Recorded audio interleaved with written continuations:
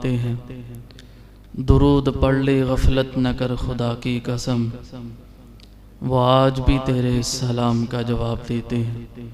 अस्सलातु वस्सलामु अलैका या सय्यदी या रसूलल्लाह व अला आलिका व अस्हाबिका या सय्यदी या हबीबल्लाह। अस्सलातु वस्सलामु अलैका या सय्यदी या खातमुन नबिय्यीन व अला आलिका व अस्हाबिका या सय्यदी या रहमतल लिल आलमीन। कि मोहम्मद से वफ़ा तूने तो हम तेरे हैं, ये जहाँ चीज़ है क्या लौहो कलम तेरे हैं। निगाह इश्क़ व मस्ती में वही अव्वल वही आखिर, वही कुरान वही फुरकान वही यासीन वही ताहा। लौह भी तू कलम भी तू, तेरा वजूद अल किताब। गुम्बदे आबगीना रंग तेरे मुहीत में हबाब। अली वकार हम्दो सलात के बाद आज की गुफ्तगू का उन्वान अकीदा ख़त्म नबुव्वत के हवाले से होगी। मौजूदा वक़्त में जो वक़्त गुज़र रहा है, फित्ना कादियान भी अपने उरूज पर पहुंचता जा रहा है और बेशुमार ऐसी अशिया मौजूद हो चुकी हैं, उन लोगों ने बना दी हैं कि लोगों के अंदर ये पहचान करना मुश्किल हो गई है कि उनकी प्रोडक्ट्स और चीज़ें कौन सी हैं, और वो अपनी चीज़ें फ़रोख्त करके उससे जो नफ़ा और जो हासिल होने वाला माल है वो इस्लाम के ख़िलाफ़ इस्तेमाल कर रहे हैं। तो गुफ्तगू का जो उन्वान है ख़त्म नबुव्वत, खालिक कायनात ने कुरान पाक में इरशाद फरमाया, मा काना मुहम्मदुन अबा अहदिम मिर रिजालिकुम वलाकिन रसूलल्लाहि व खातमन नबिय्यीन व काना अल्लाहु बिकुल्लि शैइन अलीमा। मोहम्मद सल्लल्लाहु अलैहि वसल्लम तुम मर्दों में से किसी के वालिद नहीं हैं, लेकिन अल्लाह के रसूल और ख़ातमन नबिय्यीन है।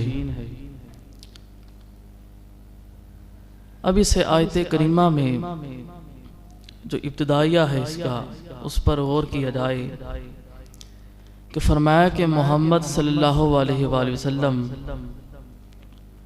तुम मर्दों में से किसी के वालिद नहीं है।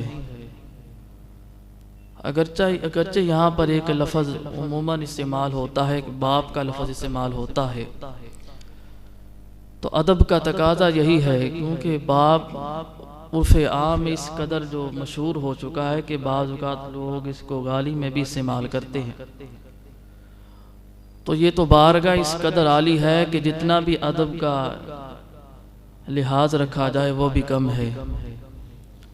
तो इसलिए मैंने कहा कि मोहम्मद सल्लल्लाहु अलैहि वसल्लम खालिक कायनात ने फरमाया कि तुम मर्दों में से किसी के वालिद नहीं है। अब इस जुमले में भी हुजूर की ख़त्म नबुव्वत का एक राज छुपा हुआ है। हुजूर अलैहिस्सलाम के 3 बेटे हैं कि, और बाज़ रिवायात में 4 भी आता है। हज़रत इब्राहीम, हज़रत कासिम और हज़रत ताहिर। बाज़ ने इनकी जगह पर तैयब और मुताहिर कहा है, यानी कि बाज़ रिवायात में 3 भी के नाम आए हैं, बाज़ ने 4 भी कहा है। तो हुजूर के जो बेटे थे छोटी ही उम्र में विसाल हो गया उनका, खालिक कायनात ने अपने पास बुला लिया। तो हुजूर से कबल अगर अंबिया की हम ज़ात को देखें तो तकरीबन अक्सर अम्बिया के जो आगे बेटे हैं वो नबी हुए। हज़रत आदम के बेटे हज़रत शीस नबी हुए, हज़रत याकूब के बेटे हज़रत यूसुफ नबी हुए, और भी जितने हम जिक्र करते चले जाएं कि हर नबी के बाद उसका बेटा भी नबी हुआ है। तो हुजूर अलैहिस्सलाम पर चूंकि सिलसिला ख़त्म नबुव्वत ख़त्म था, हुजूर के बाद किसी और नबी का ज़हूर नहीं होना था। तो अगर हुजूर अलैहिस्सलाम का बेटा हुजूर के जो बेटे सन्ने बुलूगत को पहुंच जाते, अगर उनको नबुव्वत ना दी जाती, ना मिलती, तो बरोज़े महशर कोई इतराज़ कर सकता था कि भाई देखो बाकी अम्बिया के जो बेटे हैं उनको नबुव्वत मिली है, हुजूर को के बेटे हैं उनको नबुव्वत नहीं मिली। तो इसलिए खालिक कायनात को अपने महबूब पर किसी किस्म के एतराज़ को करना पसंद ना फरमाया कि किसी के जहन में ये बात आए ही ना, कोई मेरे मुस्तफ़ा की बारगाह पर कोई एतराज़ करे ही ना। तो खालिक कायनात ने छोटी सी उम्र में हुजूर के बेटों को अपने पास बुला लिया ताकि कोई ये एतराज़ कर ना सके कि हुजूर के बेटे सन्ने बुलुगत को पहुंच चुके थे, बड़े थे, उनको नबुव्वत नहीं मिली। तो फरमाया कि ये वो हिकमत कि जो हुजूर अलैहिस्सलाम के बेटों को छोटी उम्र में ही खालिक कायनात ने अपने पास बुला लिया, चूँकि मुस्तफ़ा के बाद सिलसिला नबुव्वत ख़त्म फरमाना था। अगर हुजूर के बेटे बड़े हो जाते तो फिर लाजिम माना था उनको भी नबुव्वत मिलती। तो खालिक कायनात ने फरमाया कि मैं तो ये चाहता हूँ कि अव्वल भी मेरा मुस्तफ़ा है, आखिर भी मेरा मुस्तफ़ा है, हर इल्म में, हर हुस्न में, हर मुकाम पर मेरा मुस्तफ़ा आला है। तो खालिक कायनात ने अपने मुस्तफ़ा की ज़ात पर छोटा सा एतराज़ करना भी बर्दाश्त नहीं किया कि कोई मेरे हबीब की ज़ात पर छोटा सा एतराज़ भी ना करे। और अगली बात फरमाई कि वला के रसूल अल्लाह, और लेकिन फरमाया कि अल्लाह के रसूल और आखिरी नबी है, ख़ातमन नबीजीन। फरमाया कि सिलसिला नबुव्वत को ख़त्म फरमाने वाले हैं हुजूर। अब ये सरी अल्फाज हैं कि हुजूर के बाद कोई नबी नहीं आ सकता, क्योंकि सिलसिला नबुव्वत हुजूर की ज़ात पर ख़त्म हो चुका है। इमाम रागिब अस्फ़हानी रहमतुल्लाह अलैह ने ख़ातमन नबीजीन का जो माना किया है, फरमाया कि हुजूर की ज़ात को ख़ातमन नबीजीन इसलिए कहा गया कि हुजूर सिलसिला नबुव्वत को ख़त्म फरमाने वाले हैं। हुजूर की ज़ात के बाद कोई और नबी नहीं आ सकता, इसलिए फरमाया कि हुजूर को ख़ातमन नबीजीन कहा गया। और इमाम अबू मंसूर अल अज़हरी रहमतुल्लाह अलैह के नज़दीक ख़ातम का माना है किसी चीज़ को ढांप देना, किसी चीज़ को ढांप देना, मजबूती से बांध देना ताकि उसमें कोई चीज़ दाखिल ना हो सके। तो अगर इस लिहाज से भी ख़ातम का माना किया जाए, ख़ातमन नबीजीन का माना किया जाए, तो मालूम होता है, जो माना बनता है कि हुजूर अलैहिस्सलाम सिलसिला नबुव्वत को ख़त्म फरमाने वाले हैं। तो इसलिए फरमाया कि हुजूर को ख़ातमन नबीजीन कहा गया। और हज़रत अब्दुल्लाह इब्न अब्बास रज़ी अल्लाह ताला अन्हु ने अपनी तफसीर इब्न अब्बास में भी ख़ातमन नबीजीन का यही माना किया कि हुजूर अलैहिस्सलाम को ख़ातमन नबीजीन इसलिए कहा जाता है क्योंकि हुजूर की ज़ात पर सिलसिला नबुव्वत ख़त्म हो चुका है, हुजूर के बाद कोई नबी नहीं आ सकता।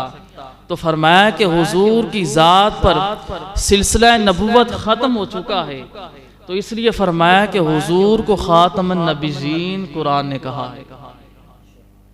और इमाम आज़म अबू हनीफा रज़ी अल्लाह ताला अन्हु के दौर में एक शख्स ने नबुव्वत का दावा किया, तो आपने फरमाया कि जो उसके नबी होने की दलील उससे पूछेगा, फरमाया वो भी काफिर हो जाएगा। क्योंकि ये तो फिर फरमाया कि ईमान के कमजोर होने की अलामत है कि जब मुस्तफ़ा ने फरमा दिया कि मेरे बाद कोई नबी नहीं आ सकता, खुदा ने फरमा दिया कि सिलसिला नबुव्वत मुस्तफ़ा पर मैंने ख़त्म कर दिया है, तो फरमाया कि अगर कोई बदबख्त और जाहिल शख्स नबुव्वत का दावा करे और फरमाया कि फिर लोग या कोई उससे नबुव्वत की दलील मांगे, तो फरमाया वो भी जाहिल है, वो भी फरमाया कि काफिर हो जाएगा। कि जब मुस्तफ़ा ने फरमा दिया कि मेरे बाद कोई नबी नहीं है, खुदा ने फरमा दिया कि मुस्तफ़ा की ज़ात पर मैंने सिलसिला नबुव्वत ख़त्म कर दिया, तो फरमाया कि इसके बावजूद अगर कोई बंदा उससे उसके नबी होने के दलील मांगेगा तो फरमाया वो खुद काफिर हो जाएगा। वो तो मुर्तद और काफिर है ही है, जो दावा करने वाला है वो तो गुमराह है ही, मगर फरमाया कि जो उससे दलील मांगेगा फरमाया वो भी काफिर हो जाएगा। और बेशुमार रिवायात है हुजूर की खत्म नबुव्वत पर। इस रिवायत को हाफिज इब्न कसीर ने अपनी किताब में रिवायत किया है, अल खसाइसुल कुबरा में भी ये रिवायत मौजूद है, शिफा शरीफ में भी और भी दीगर कुतुब में ये रिवायत मौजूद है कि ग़ज़वा खैबर के बाद एक दराज गोश हुजूर की बारगाह में आया। दराज गोश जिसे गदा कहते हैं, दराज गोश हुजूर की बारगाह में आया और अर्ज़ करने लगा, या रसूलल्लाह मेरी नस्ल के में 70 या बाज़ रिवायात में 60 का भी इमाम ज़ुरकानी के नज़दीक 60 दराज गोश का जिक्र है कि मेरी नस्ल में से 60 दराज गोश ऐसे थे कि जिन पर किसी न किसी नबी ने सवारी की, और मैं अपनी नस्ल में से आखिरी दराज गोश हूं। तो आप अपने अंबिया की लड़ी में से आखिरी रसूल हैं। अब ये वो दराज गोश हुजूर की खत्म नबुव्वत की गवाही दे रहा कि या रसूलल्लाह मैं अपनी नस्ल में से आखिरी दराज गोश हूँ और आप सिलसिला नबुव्वत में से अंबिया की लड़ी में से या रसूलल्लाह आप आखिरी नबी हैं, आप आखिरी रसूल हैं। तो मैं चाहता हूँ कि आप मुझ पर सवारी करें, चूँकि हमारी नस्ल में से हर एक दराज गोश पर किसी न किसी नबी ने सवारी की है। तो या रसूलल्लाह मैं अपनी नस्ल में से आखिरी दराज गोश हूँ, तो आप मुझ पर सवारी फरमाए। तो हुजूर अलैहिस्सलाम से वो अर्ज़ करने लगा, या रसूलल्लाह मैं एक यहूदी की मलकियत में था। तो वो यहूदी वो कहता है कि वो यहूदी मेरा मालिक जब भी मुझ पर सवार होने लगता मैं उसको गिरा देता, चूंकि वो कहता है कि मुझे पता था कि मेरी पुश्त पर इमामुल अंबिया ने सवार होना है। अब एक जानवर की हुजूर की ज़ात से मोहब्बत का आलम देखिए कैसा है वो दराज गोश, लेकिन अदब मुस्तफ़ा का आलम देखिए कैसा है। वो दराज गोश अर्ज करता है कि या रसूलल्लाह मैं अपनी नस्ल में से आखिरी दराज गोश हूँ और आप सिलसिले नबुव्वत में से आखिरी नबी और रसूल हैं। तो मैं अर्ज करता हूँ कि आप मुझ पर सवारी फरमाए। तो वो अर्ज करता है कि या रसूलल्लाह मुझ पर जब भी मेरा मालिक यहूदी था वो जब भी मुझ पर सवार होता मैं उसको गिरा देता, क्योंकि उसके दिल में आपकी मोहब्बत नहीं थी। वो आपके बारे में तरह तरह की बातें कहा करता था। तो वो कहने लगा कि या रसूलल्लाह वो जब भी मुझ पर सवार होता मैं उसको गिरा देता।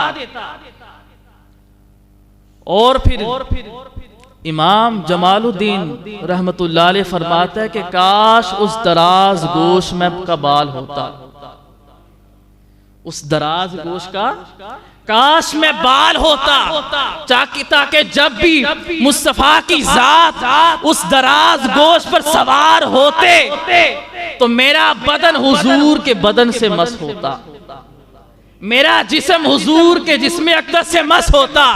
हुजूर जब भी कलाम फरमाते, हुजूर जब भी गुफ्तगू फरमाते मैं हुजूर की गुफ्तगू को सुनता। ये था इमाम जमालुद्दीन का हुजूर की ज़ात से मोहब्बत का अंदाज, कि उस दराज गोश में अदब का अंदाज देखिए कैसा है कि एक तो उसने हुजूर की खत्म नबुव्वत का ऐलान किया कि या रसूलल्लाह आप आखिरी नबी हैं और फिर दूसरा कहा कि या रसूलल्लाह, मैं अपनी पुश्त पर यहूदी को, अपने मालिक को सवार नहीं होने देता था, क्योंकि मुझे मालूम था मेरी पुश्त पर आपकी जात ने सवार होना है, इमामुल अंबिया की जात ने सवार होना है। और फिर यही वो दराज गोश्त था कि जिसका नाम मुस्तफा ने याफूर रख दिया। हुजूर ने इसी दराज गोश्त का नाम याफूर रख दिया था। और फिर इसको ये कमाल ये हासिल हुआ कि जब भी हुजूर ने किसी सहाबी को बुलाना होता तो हुजूर इस दराज गोश्त को हुक्म फरमाते। ये दराज गोश्त सहाबी के दरवाजे पर जाता, अपने सर से दस्तक देता, वो सहाबी समझ जाते कि मुझे मुस्तफा ने बुलाया है। ये कमाल हासिल हो गया था हुजूर की बरकत से। हुजूर के जिस्म अक़दस के साथ मस होने का ये कमाल हो गया था, ये मलका हासिल हो गया था कि जब भी हुजूर ने किसी सहाबी को बुलाना होता तो हुजूर उस दराज गोश्त को सहाबी के दरवाजे पर भेजते। वो दराज गोश्त सहाबी के दरवाजे पर जाकर सर से दस्तक देता तो सहाबी समझ जाते कि मुस्तफा ने बुलाया। और फिर यही वो दराज गोश्त था कि जब हुजूर के विसाल की खबर सुनी, महबूब के विसाल की खबर सुनी, तो इस याफूर ने कुएं में छलांग लगा दी, अपनी जान दे दी कि मैं जिंदा था तो मुस्तफा की जात के लिए, इमामुल अंबिया की जात के लिए मैं जिंदा इसलिए था कि मुस्तफा मुझ पर सवार थे। लिहाजा हुजूर का विसाल हो चुका है, मैं नहीं चाहता मुस्तफा के बाद और कोई मेरी पुश्त पर सवार हो, कि मेरी तो जिंदगी ही इस मकसद के लिए थी, मैं तो जिंदा ही इस मकसद के लिए था कि मेरी पुश्त पर मुस्तफा सवार हो, इमामुल अंबिया की साथ सवार हो। अब हुजूर ही नहीं रहे तो मेरा जिंदा रहने का कोई मकसद नहीं है। अपनी जान दे दी कुएं में छलांग लगा के कि मुस्तफा के बाद और मेरी कोई पुश्त पर ना सवार हो। और अगली रिवायत सुनिए, शिफा शरीफ की रिवायत है और भी कुतुब हदीस में रिवायत है कि एक अराबी हुजूर की बारगाह में हाजिर हुए और अर्ज करने लगे कि मोहम्मद आप किस चीज का पैगाम देते हैं? तो फरमाया कि मैं अल्लाह का रसूल हूँ, अल्लाह का नबी हूँ और उसकी तौहीद का ऐलान करता हूँ, उस वहदहू ला शरीक का पैगाम देता हूँ। तो उस एराबी ने कहा कि मैं आपसे बड़ी नफरत करता हूँ, मैं उस वक़्त तक आप पर ईमान नहीं लाऊंगा जब तक ये मेरे पास जो गो है वो आपकी रिसालत की, आपके नबी होने की गवाही ना दे दे। अब कुर्बान जाइए उन जानवरों की अजमत पर कि जो मुस्तफ़ा की रिसालत की गवाही देते थे, कि वो जानवर होकर मुस्तफ़ा की रिसालत की गवाही देते थे कि हुजूर आखिरी नबी है। एक तो दराज गोश ने हुजूर की रिसालत की गवाही दी, अब दूसरी ये गो है कि उस एराबी ने कहा कि उस वक्त तक मैं आप पर ईमान नहीं लाऊंगा जब तक ये गो आपकी रिसालत की गवाही ना दे दे। तो रिवायत में आता है कि हुजूर ने कहा कि ए गो बता तू कौन है, तू किसकी तारीफ करती है? उसने कहा कि मैं उस वहदहू ला शरीक की इबादत करती हूँ कि जिसने जमीन और आसमान को बनाया, जिसकी सल्तनत जमीन और आसमान पर है। फरमाया ए गो बता मैं कौन हूँ? तो उस गो ने सहाबा फरमाते हैं कि अरबी जुबान में उस गो ने अर्ज किया, या रसूलल्लाह आप अल्लाह के रसूल हैं और आप खातमन नबीयीन हैं। बोलिए क्या उस गो ने कहा? या रसूलल्लाह आप अल्लाह के रसूल हैं और खातमन नबीयीन है, आप पर सिलसिला नबुव्वत खत्म है।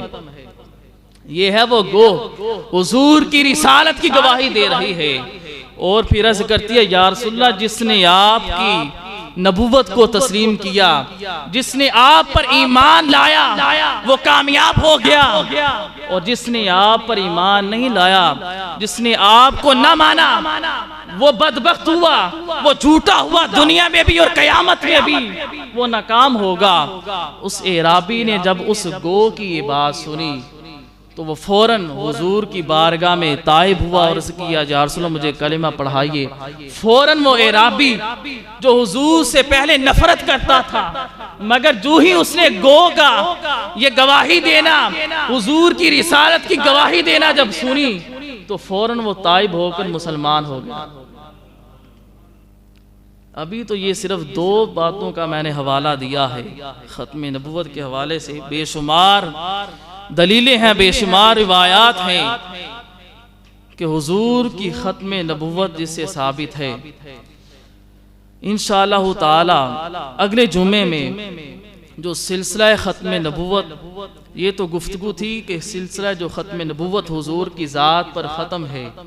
अब जो झूठे जो मुद्दायान नबूवत थे, जिन बदबख्तों ने नबूवत का दावा किया था, तो सूफिया ने, औलिया ने उनके मुकाबले में जो सद्देबाब किया, जो उनका मुकाबला किया, वो किस अंदाज से किया, इंशाअल्लाह ताला अगली जो गुफ्तगू हमारी इस टॉपिक पर होगी।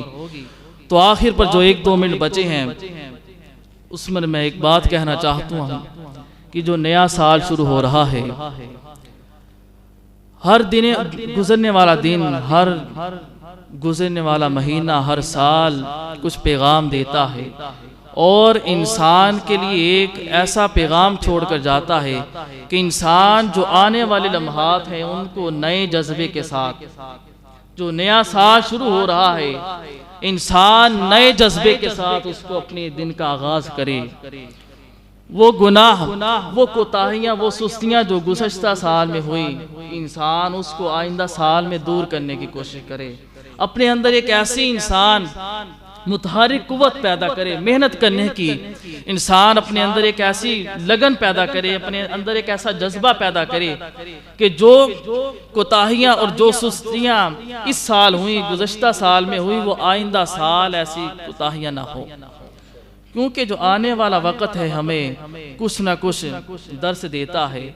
तो हमें चाहिए कि हम आने वाले लम्हात को पहले लम्हात से बेहतर बनाएं, और कामयाब वही मुसलमान होता है, वही इंसान होता है कि जो अपने आने वाले वक्त के बारे में सोचता है, जो अपने आने वाले वक्त को अच्छा बनाने की कोशिश करता है। दुआगों के खालिक कायनात हम सबको कमा हक़्क़ुहु दीन इस्लाम के अहकामात पर अमल पैरा होने की तौफीक अता फरमाए।